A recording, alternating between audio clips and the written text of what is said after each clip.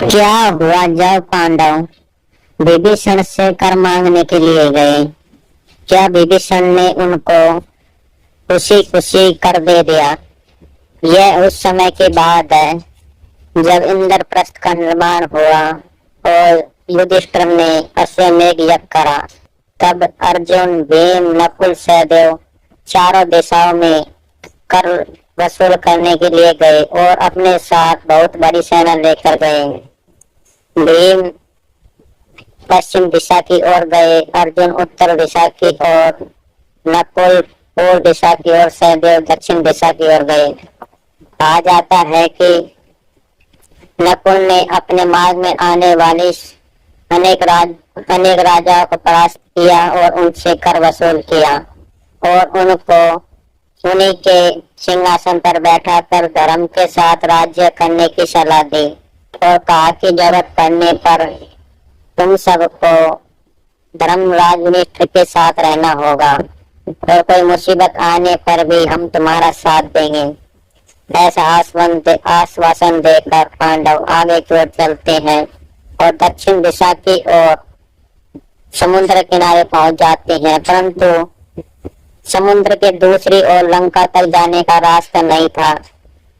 इसे देखकर पांडवों ने अपने पुत्र घटोत्कच को बुलाया और घटोत्कच से कहा कि तुम समुद्र के पार एक लंका नदी है, वहां से कर लेके आओ। वहां का राजा विभीषण है जो काफी शक्तिशाली और बुद्धिमान और भगवान का भक्त भी है। उसे तुम्हें अपनी बुद्धि से ही परास्त करना होगा, क्योंकि विभीषण भगवान का परम भक्त होने के कारण उससे युद्ध करना उचित नहीं होगा। इतना कहते ही घटोत्कच लंका में जाता है और विभीषण से भेंट करता है।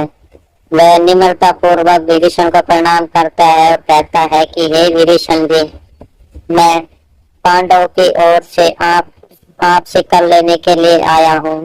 यह सब भगवान श्री कृष्ण की आज्ञा से हो रहा है। जैसे ही विभीषण ने भगवान श्री कृष्ण का नाम सुना तो उन्होंने खुशी खुशी घटोत्कच को अपना राज्य का कर दे दिया और पांडवों की अधीनता स्वीकार कर ली। कहा जाता है कि यदि पांडव और विभीषण में युद्ध होता तो विभीषण को हराना नामुमकिन था, क्योंकि विभीषण चिरंजीवी अमर थे, जिसके कारण उनका वध करना किसी के लिए भी संभव नहीं था और उन्हें श्री राम से वरदान भी प्राप्त था कि उन्हें युद्ध में कोई भी परास्त नहीं कर सकता, न ही उन्हें मार सकता है। इसलिए पांडवों ने अपनी बुद्धि से घटोत्कच को भेजकर अपनी शालीनता का परिचय देते हुए विभीषण को अपनी बुद्धि बल से हराकर और भगवान श्री कृष्ण का नाम लेकर ही विभीषण को अपनी ओर कर लिया और कहा कि यह सब हम भगवान श्री कृष्ण के कहने पर आपसे कर मांगने के लिए आए हैं। विभीषण खुशी खुशी उन्हें बहुत सारे रत्न दे देता है और उन्हें अपने सैनिकों के साथ समुद्र की दूसरी ओर भिजवा देता है। यह सब देखकर पांडव वहां पर बहुत खुश होते हैं और कहते हैं कि आज हमने भी दक्षिण दिशा की दूसरी ओर भी अपना राज्य स्थापित कर लिया है। कहा जाता है कि सभी पांडव सभी दिशाओं से कर लेकर आते हैं और चारों तरफ धर्म का राज्य स्थापित करने की सलाह देते हैं। कहा जाता है कि विभीषण इतने शक्तिशाली थे कि उनका सामना किसी भी योद्धा के लिए करना संभव नहीं था। इसलिए श्री कृष्ण ने पहले ही कहा था कि यदि तुम दक्षिण दिशा की तरफ जाओ तो वहां पर एक विभीषण मिलेगा।